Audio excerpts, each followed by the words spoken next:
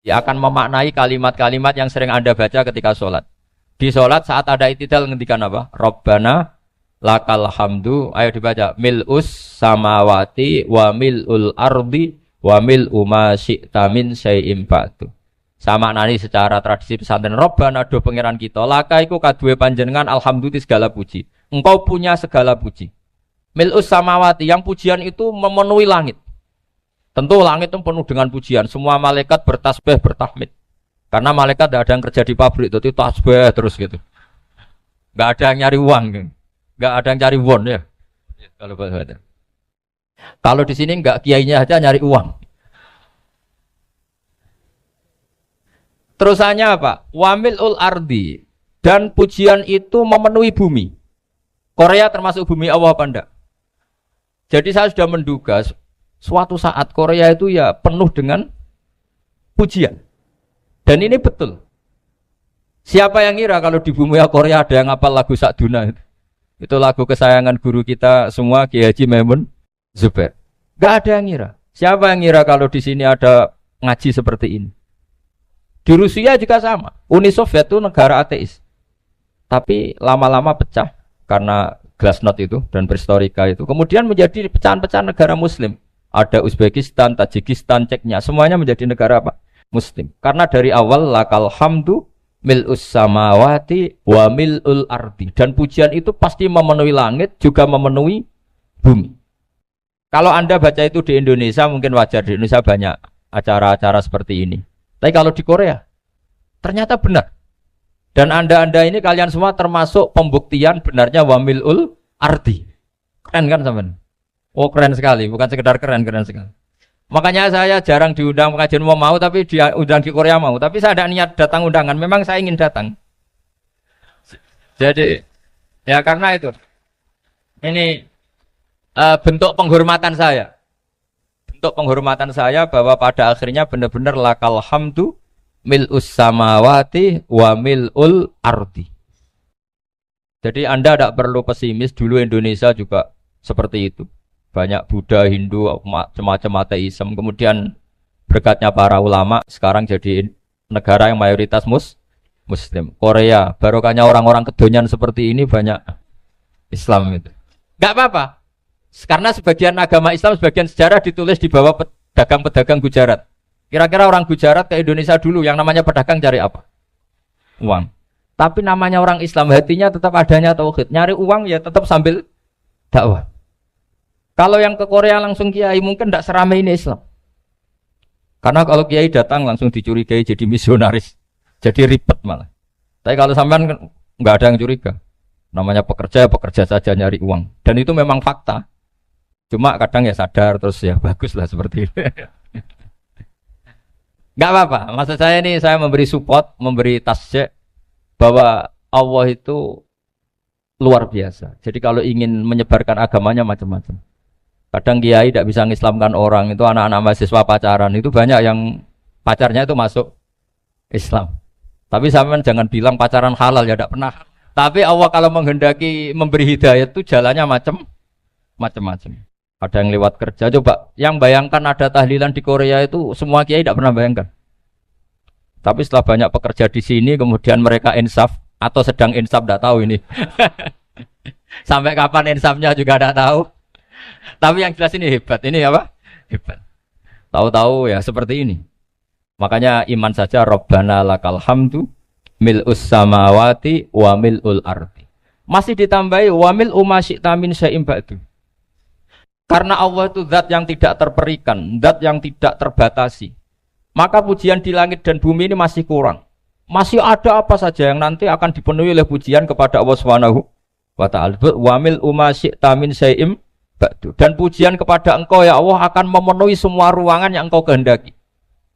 Mungkin suatu saat negara-negara yang sekarang yang paling minim Islam itu di Amerika Selatan, kayak di Argentina dan sebagainya. Nanti suatu saat juga penuh dengan pujian karena tetap Rabbana lakal hamdu mil'us samawati wa mil'ul ardi wa mil'u ma syi'ta min syai'in ba'd. Saya di Jogja setiap akhir ngaji saya ajarin wiridan. Mungkin wiridan ini tidak asing bagi jenengan karena sering saya baca Subhanallah wa bihamdihi adada khalqihi wa ridho nafsihi wa zinata arsyihi wa midada kalimat. Bahwa kita memuji Allah itu adada khalqi, sesuai jumlah makhluk Allah. Semua makhluk Allah meskipun kelihatannya mengecewakan, ini semuanya memuji sama Allah Subhanahu wa taala. Meskipun kadang kita kecewa, kadang kita tidak cocok. Coba barokahnya Anda ini agak-agak kecewa gitu dengan Indonesia karena enggak menyediakan lapangan kerja untuk Anda. Tapi ya enggak kecewa-kecewa amat ya, agak-agak saja. Karena Anda tetap semua mencintai Indonesia. Gara-gara agak-agak kecewa cari negara lain. Akhirnya di Korea, ada yang di Jerman, ada di Inggris. Tapi bawaan pernah ngaji di musola, Islam ini ke bawah. Sehingga karena Islam ini ke bawah, tahu-tahu ada komunitas yang memikirkan Islam. Umumnya orang mikir Islam itu ya bikin masjid. Kalau di Korea unik, nyewa apa? Nyewa gedung untuk masjid. Itu kalau diceritakan di Indonesia aneh. Ini masjid sewaan. Masjid. Tapi kalau di sini lazim, karena kalau beli mahal ya cukup sewa. Saya tidak tahu kalau dalam terminologi agama tempat Anda sujud ini nanti jadi saksi di akhirat. Itu yang permanen apa yang sewaan tidak tahu. Jadi nanti bumi ini tanya, ya saya ya Allah pernah dipakai sujud, tapi setelah 1 tahun nggak kuat menambah lagi. Makanya saya dukung tadi yang ada gerakan masjid apa. Sebenarnya permanen nggak permanen itu tetap bagus, ada usah memaksakan. yang jelas saya sudah ikut nyumbang lelang tadi, dan saya berharap uang itu benar-benar untuk masjid. Kalau untuk takmirnya juga nggak apa-apa, yang penting untuk menghidupi masjid. Saya juga termasuk kiai yang nggak suka kalau hukum itu terlalu fanatik. Misalnya uang ini untuk masjid, kemudian imamnya diterlantarkan. Karena alasannya ini untuk masjid. Imam kan tidak masjid. Nah ini kalau imamnya nggak diservis, kemudian mutung terus pulang ke Indonesia. Ini jadi masalah. Tapi saya juga nggak suka kalau ada negara gitu. Betul-betul saya tidak suka.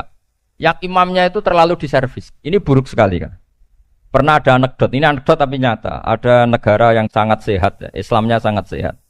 Itu imamnya 1 bulan tuh digaji 70 juta. Kira-kira 70 juta dibagi 1 hari berapa? 5 sholat ya? 5 kali 30 berapa? Kira-kira saja.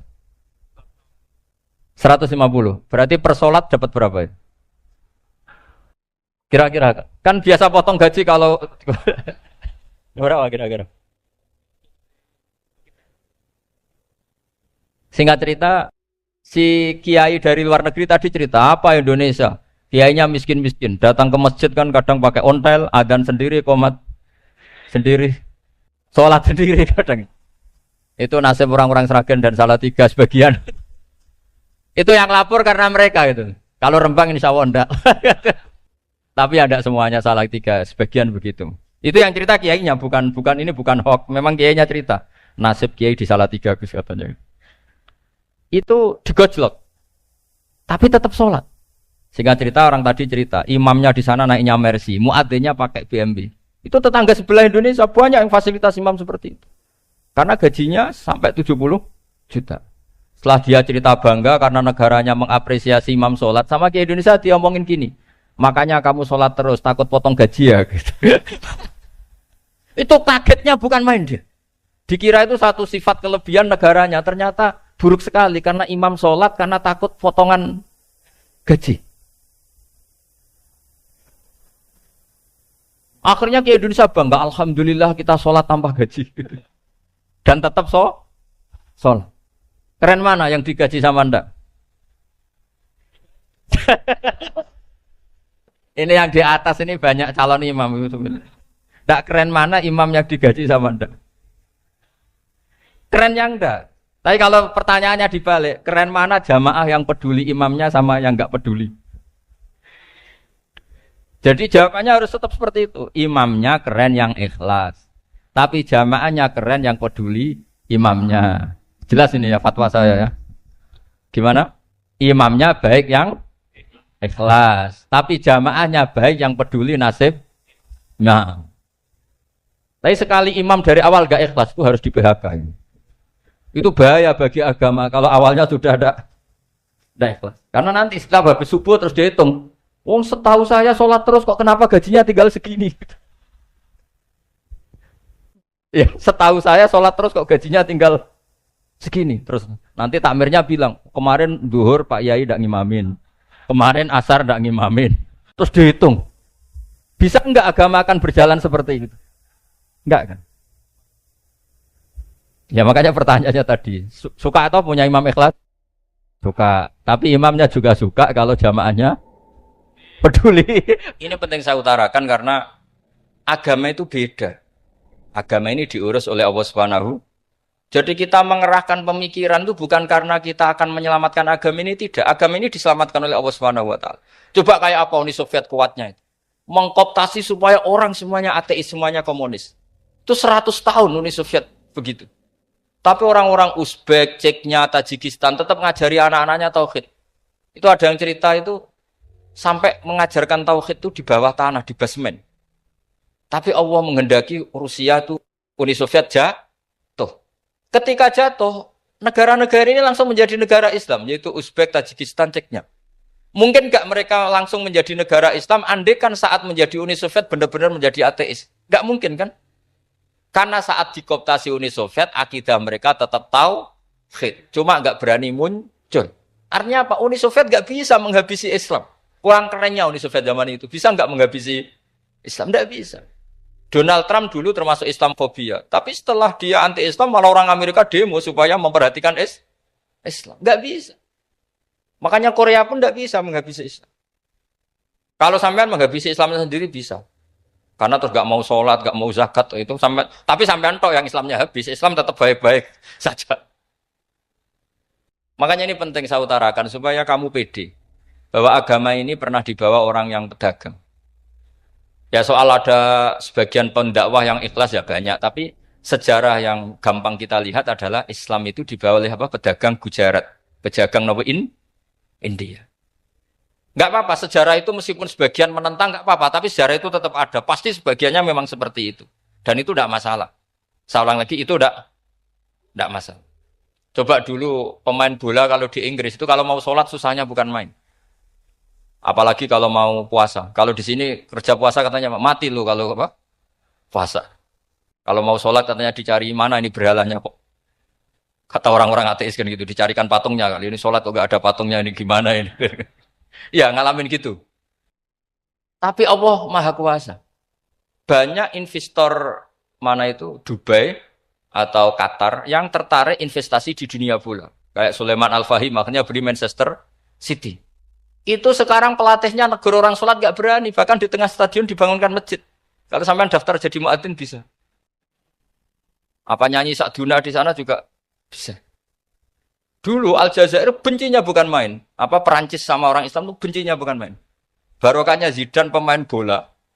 Dan juara dunia. Terus Zidane turunan Aljazair. Akhirnya orang Perancis itu mencintai Islam. Itu barokahnya sepak bola.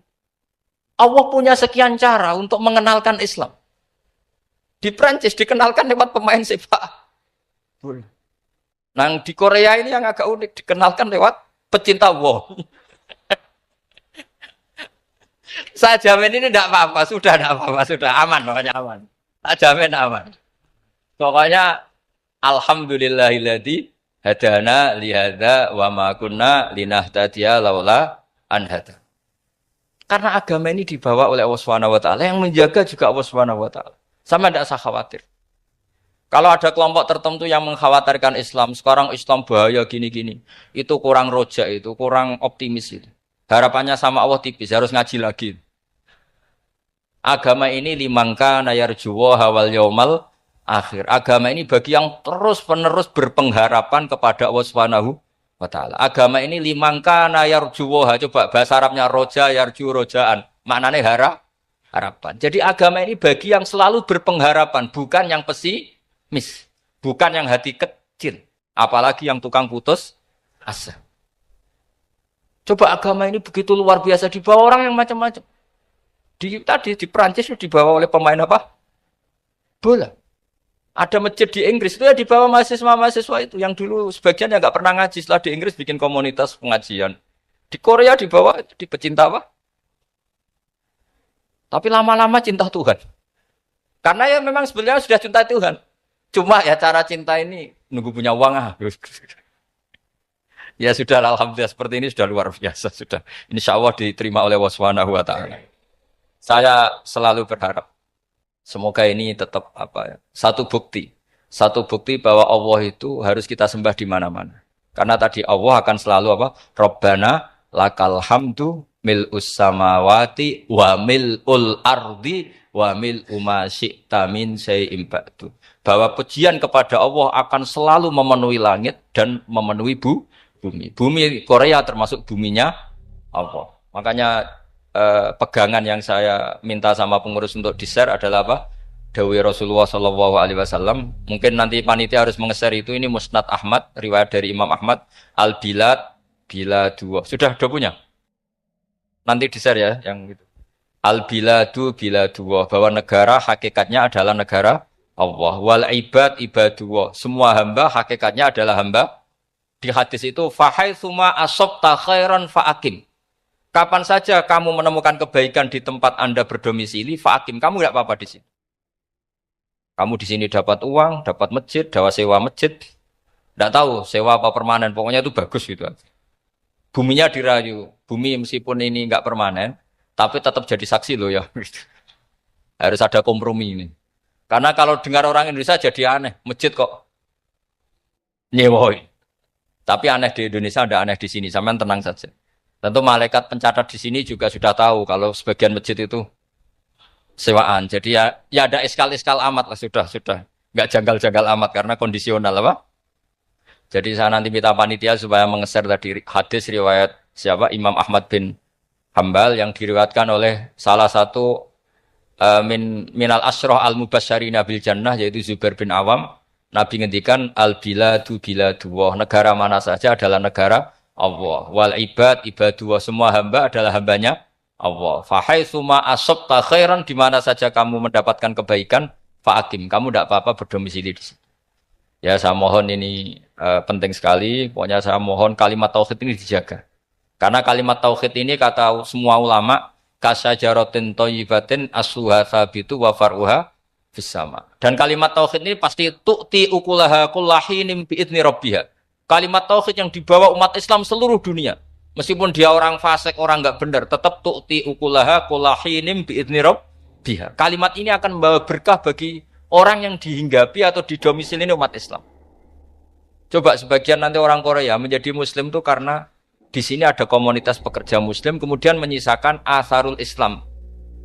Apa? Jejak-jejak apa? Islam. Enggak apa-apa. Pasti kalimat ini tu'ti ukulaha kullahinim bi'izni rabbiha. Jadi kalimat tauhid adalah kalimat yang kata Allah tu'ti ukulaha kullahinim bi'izni rabbiha. Anda tidak usah khawatir. Bahwa apa yang Anda lakukan akan ditulis oleh Allah Subhanahu wa ta'ala. Kata Allah wa naktubu ma qaddamu wa atharahum. Gimana di surat Yasin itu? Inna nahnu nuhyil mauta wa naktubu ma qaddamu wa atharahum. Saya bisa menghidupkan orang mati dan semua amal kalian saya tulis kata Allah. Wa atharohum, dan jejak-jejak yang pernah kalian lakukan juga ditulis. Misalnya Anda sudah pulang di Indonesia, ada orang sholat di masjid ini, oh ini era Kang ini, era Mas ini. Nanti setelah itu ya ini era Mas ini, Mas ini. Menjadi familiar Islam juga barokahnya muassis-muassis ini, pendiri-pendiri ini. Semoga kalian semua barokah dan fid dunya wal ini ya.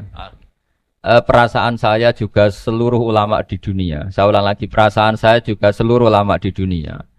Bahwa Islam masuk itu macam-macam sebabnya. Dulu kita tahu, kita sebagai warga Indonesia, Islam masuk itu ya dibawa orang yang agak kedonyan, ya kayak jenengan lah kira-kira gitu. Ya kayak mbak-mbak ini, ya agak-agak mata duitan itu. Karena kita tahu rata-rata ahli sejarah mengatakan Islam di Indonesia dibawa kiai apa pedagang. Pedagang itu nyari uang apa nyari dakwah kira-kira. Ya semoga Anda mirip-mirip seperti itu. Ya jadi nyari uang karena ada nurani Islam sehingga tetap saja membawa Islam. Saya tidak tahu Islam Anda ala apa, tidak tahu. Pokoknya mau ngaji ya berarti Islam ala ahli sunnah apa? Wal jamaah. Jadi ini penting saya utarakan bahwa Islam itu agama yang mudah difahami sehingga dibawa pedagang saja ya kasil gitu.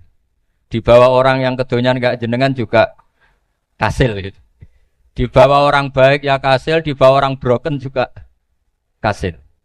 Ini penting saya utarakan karena saya ngaji di mana-mana bilang ciri utama kebenaran absolut adalah kebenaran yang bahkan orang enggak benar saja bisa bawa. Tapi bukan berarti saya dukung Anda tidak benar, kan sudah tidak benar dulu sebelum kenal saya. Tapi nggak apa-apa, nggak benernya umat Islam insya Allah dimaafkan sama Allah Subhanahu. Ya asal tobat maksudnya.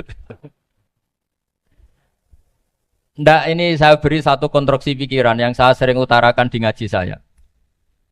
Sampai sekarang saya coba saya tes ini kan di kampus ya, di apa bacanya ini Kim University yang global leader apa in the world itu. Ini keren lah. Jadi acara ilmiah kita ditakdir di gedung apa? Kampus, gedung universitas di begini. Kalau 1 ditambah 1 2 itu namanya hakikat. Ciri utama hakikat adalah siapapun akan menerima. Saya sekarang tanya sama Anda, kira-kira 1 tambah 1 2 itu musuh Anda pun mengatakan 2 apa tidak? Ya. Pekerja Korea ya bilang 2, rektor Al-Azhar juga bilang 2. Kamu yang sekarang sedang mungkin sebagian broken sama istri juga bilang 2. Istri kamu yang mangkal sama kamu juga bilang 2. Yang cemburu ya bilang 2, yang dicemburuin juga bilang 2. Karena begitu mudah kebenaran absolut diterima oleh siapa saja. Begitu juga eksistensi Allah sebagai Tuhan.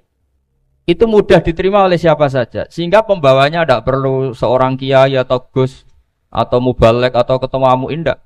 Cukup karyawan pekerja Korea. Karena kebenaran absolut itu kebenaran yang mutlak. Siapa saja yang waras pasti ngakui. Kira-kira orang yang berpikir sehat pasti berpikir begini, ini yang diajarkan Quran. Bumi ini kadung wujud. Sudah wujud kadung wujud, punya eksistensi. Mungkin enggak sesuatu yang wujud kemudian disebabkan oleh sesuatu yang nihilisme, yang tidak ada. Mungkin enggak? Enggak mungkin. Yang namanya penyebab itu harus sesuatu yang wujud. Di mana-mana penyebab itu harus punya eksistensi. Karena langit dan bumi ini kadung wujud, pasti penyebabnya adalah wujud. Karena wujud penyebab harus bersifat super. Lah bersifat super ini oleh ulama dikatakan wajibil wujud. Itu akal siapa saja akan terima. Cuma kemudian setelah nerima itu orang macam-macam cara berpikir. Mungkin orang Jawa dulu bilang itu Sahyang Widi. Kalau orang sini mungkin bilang apa itu? Dewa atau apa ya? Enggak tahu saya. Karena itu yang teman sampean, enggak teman saya itu. Tapi yang jelas begini, ini konstruksi ini harus kita jaga. Nanti saya bacakan teks hadisnya. Kebenaran sejati ciri utamanya adalah ada absolutisme, ada kebenaran mutlak. Ciri utama kebenaran mutlak adalah diakui bahkan oleh siapa saja, termasuk oleh orang fasik. Orang fasik itu orang enggak benar. Misalnya ada imam masjid besar Istiqlal, ditanya 1 tambah 1 bilang apa? 2. Nanti kira-kira yang lonte juga bilang apa? 2. KPK juga bilang koruptornya yang ditangkap 2. Nah, eksistensi Allah sebagai Tuhan ini kebenaran yang absolut. Maka agama ini juga boleh diterima oleh siapa saja, termasuk oleh orang fasik, orang enggak jelas. Ini penting saya utarakan karena sekarang marak kelompok yang mengatakan orang Islam kalau zina menjadi tidak muslim, orang Islam kalau korupsi menjadi tidak muslim. Salah sedikit tahlilan jadi kafir, percaya wasilah jadi itu tidak benar seperti itu. Karena kebenaran eksistensi itu kebenaran yang enggak bisa diganggu gugat. Seperti Anda ini kan warga Indonesia. KPK ya warga Indonesia, koruptornya juga warga. Apa setelah dia korupsi lalu tidak warga Indonesia? Tetap warga. Orang yang meyakini kalimat tauhid setelah dia salah, apa terus tidak tauhid? Kan tetap ya? Maka dia tetap Ini penting saya utarakan. Kalau seorang warga Indonesia yang koruptor, yang macam-macam saja tetap warga Indonesia, padahal banyak kesalahan. Karena status warga Indonesia adalah status yang permanen. Begitu juga status muslim adalah permanen bagi siapa saja yang melafadzkan la ilaha illallah Muhammadur Rasulullah. Kita tidak bisa mengkafir-kafir mereka. Itu juga yang sering dipesankan dan jadi ciri khas ulama ahli sunnah wal jamaah, tidak mengkafirkan orang Islam meskipun melakukan dosa besar. Soal dia salah nanti masuk neraka ya silakan saja, saya ada ikut, paham ya? Sampai bisa mencoba. Tapi tetap saja dia muslim. Analoginya gampang sekali tadi. Orang Indonesia yang salah itu tidak akan merubah statusnya sebagai warga Indonesia. Karena ya memang dia berstatus warga Indonesia. Orang Islam yang sudah melafadzkan syahadat maka menjadi muslim. Saya di mana-mana berkampanye, berfatwa. Orang kafir yang 70 tahun kafir, sekali melafadzkan kalimat tauhid, itu menjadi muslim apa tetap kafir? Muslim. Masa kita yang Islam terus, yang kalimat tahlil la ilaha illallah, kemudian menjadi kafir karena kalimat itu? Itu faham aneh apa aneh? Wong yang kafir saja menjadi muslim karena kalimat tauhid, yang Islam menjadi kafir juga karena kalimat. Ini ngajak apa-apaan? Ya ngajak goblok-goblokan, kira-kira kan gitu. Ini penting saya utarakan karena ini penting. Nah, setelah kamu yakin tauhid, ciri utama tauhid itu apa? Menstatuskan sesuatu sebagaimana hakikatnya. Misalnya bumi Korea, ini statusnya tetap buminya Allah. Maka dari awal saya husnudzon sekali sama Allah Subhanahu wa taala bahwa suatu saat di bumi mana saja itu ada tahlil. Enggak ngira kan ada ateis di sini, bumi ateis kemudian ada tahlil. Ada sakduna, ada macam-macam. Ini penting, jadi saya mensupport Anda, mensupport kalian semua bahwa agama ini akan diurus oleh Allah Subhanahu wa taala. Makanya Sayyidina Umar radhiyallahu anhu kalau disuruh mikir agama itu tidak mau. Tidak mau betul. Ketika Umar jadi khalifah itu puncak keemasan masa Islam. Semuanya stabil, semuanya hebat. Sampai Irak, Iran zaman itu Persia masih semuanya Mesir, itu semuanya ikut Islam. Ketika Islam pada puncaknya, yang dikhawatirkan oleh masyarakat adalah begini, lalu setelah Umar itu bagaimana? Islam setelah dipimpin orang yang tangguh, yang kuat, yang waroi, yang zuhud. Lalu setelah Umar itu gimana? Tapi Umar disuruh mikir gak mau. Sampai setiap Abdullah bin Umar jalan-jalan di kampung-kampung, itu abahnya dianggap pecundang. Tahu sampean pecundang? Orang yang gak tanggung jawab. Karena orang-orang bilang gini, ya Abdullah bin Umar, bagaimana pendapat Anda kalau ada penggembala kambing di tengah hutan atau di tengah padang rumput, kemudian dia ninggal gelanggang kambingnya. Kamu anggap penggembala ini gimana? Oh itu penggembala yang zalim itu. Pasti kalau kambing ditinggal ya kacau. Apalagi ini ummatu Rasulullah Shallallahu Alaihi Wasallam. Ini abah kamu tidak pernah wasiat, tidak pernah ngatur suksesi. Lalu Islam setelah dia bagaimana? Suruh dia ngomong penggantinya siapa? Karena beliau sudah sepuh, harus ada suksesi. Akhirnya Abdullah bin Umar lapor ke Umar. Ini gimana bah orang mengkomplain begini. Apa kata Umar? Agama itu beda dengan kambing katanya. Agama itu milik Allah Subhanahu. Mbok saya pikir, tidak saya pikir tetap jalan. Nah ini terbukti. Jangan ulama ya ndak, mufti ya ndak, tapi bisa menjalankan agama. Kalau agama sampean pikir malah rusak. Sudah pokoknya lakukan saja, tidak usah dipikir. Akhirnya betul. Karena agama ini milik Allah. Soal kita serius memikirkannya itu karena khidmah. Karena kita ingin berbakti pada agama. Tapi Anda tidak boleh berpikir kalau agama ini butuh pemikiran Anda. Beda loh ya.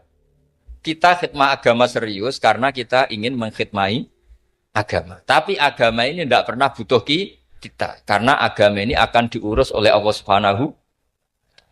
Coba pas sampean kecil, orang jilbaban di Indonesia itu banyak apa banyak sekarang?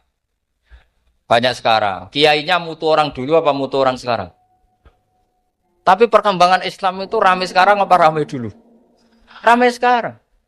Islam menyebar di seluruh dunia itu zaman Wali Songo, zaman sampean keren mana? Keren sekarang. Kualitas solehnya sampean sama Wali Songo? Wali Songo. Ini betul. Karena agama ini diurus oleh Allah Subhanahu. Sayyidina Umar, agama ini innallaha ta'ala yahfadzu dinah. Innallaha ta'ala la yudhi'u khilafatahu waladina. Allah itu tidak akan menyia-nyiakan agamanya. Ini terbukti. Agama ini pernah dipimpin orang terbaik di dunia, yaitu Rasulullah Shallallahu Alaihi Wasallam. Ketika beliau intaqala ila rafiqil ala, ketika beliau pindah ke alam sana, diteruskan oleh sahabat yang tentu jauh di bawah Rasulullah. Diteruskan tabi'in, diteruskan para wali songo, diteruskan sang sampean yang jauh di bawah wali songo. Sejauh-jauhnya. Tapi agama jalan sampai Korea. Agama jalan sampai apa? Dulu Wali Songo itu hanya sampai Mojokerto, sampai Tulungagung. Di bawah sampean, Klayaban sampai mana ini? Korea. Coba kalau Allah tidak ngurus, nggak bisa. Yang gerakkan hatinya sampean peduli sama masjid siapa? Allah Subhanahu wa taala. Yang menggerakkan hati sampean peduli sama agama siapa? Tapi yang menggerakkan sampean ke Korea apa? Uang kan?